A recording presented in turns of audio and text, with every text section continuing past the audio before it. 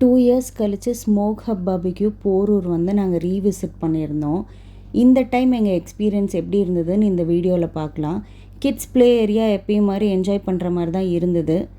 AC தாங்க செம சொதப்பல். கார்னரில் இருக்க ரோஸ்லலாம் நீங்கள் உட்காந்திங்கன்னா சுத்தமாகவே வந்து ஏசி ஃபீல் ஆகலை. அது அவங்க வந்து கண்டுக்கவும் இல்லை. நாங்கள் எத்தனை வாட்டி கம்ப்ளைண்ட் பண்ணியும். மெயின் கோர்ஸ்லலாம் ஓரளவு ஸ்ப்ரெட்லாம் இருந்தது. பட் ஸ்டார்டர்ஸ்லாம் வந்து நீங்கள் கொஞ்சம் கேட்டு கேட்டு வாங்குற மாதிரி தான் இருந்தது.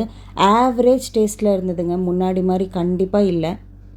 ஒரு சில ஐட்டம்ஸ் இதை எப்படி சொல்கிறதுனே எனக்கு தெரியல. சாலட்ஸ்லலாம் ஆல்மோஸ்ட் கெட்டு போய் கூட இருந்தது. அதை எப்படி இவங்க வந்து செக் பண்ணாமல் கஸ்டமர்ஸ்க்கு கொடுக்குறாங்கன்னே தெரியல.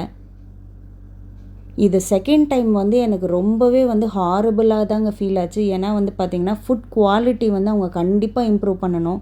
நல்லாவே தெரியுது அந்த ப்ரைஸுக்கு ஏற்ற குவாலிட்டி வந்து இல்லவே இல்லை.